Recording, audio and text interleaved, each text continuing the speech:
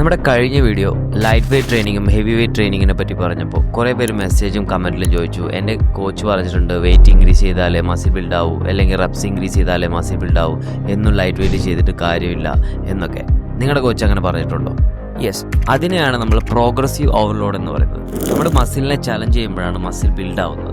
അത് രണ്ട് തരത്തിൽ നമുക്ക് ചെയ്യാം. ഒന്നുകിൽ റെപ്സ് ഇൻക്രീസ് ചെയ്ത് ചെയ്യാം, അല്ലെങ്കിൽ വെയിറ്റ് ഇൻക്രീസ് ചെയ്ത് ചെയ്യാം.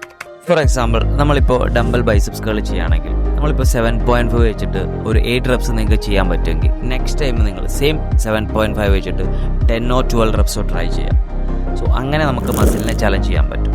12 റെപ്സ് നിങ്ങൾക്ക് ഈസിയായി ചെയ്യാൻ പറ്റുന്നുണ്ടെങ്കിൽ നെക്സ്റ്റ് വെയിറ്റ് ഇൻക്രീസ് ചെയ്യും. അല്ലാതെ ഒരിക്കലും സെയിം വെയിറ്റിൽ സെയിം റെപ്സ് ചെയ്താൽ നിനക്ക് ഒരിക്കലും മസിൽ ബിൽഡ് ആവത്തില്ല. അപ്പോൾ പ്രോഗ്രസീവ് ഓവർലോഡ് എന്താണെന്ന് മനസ്സിലായല്ലോ.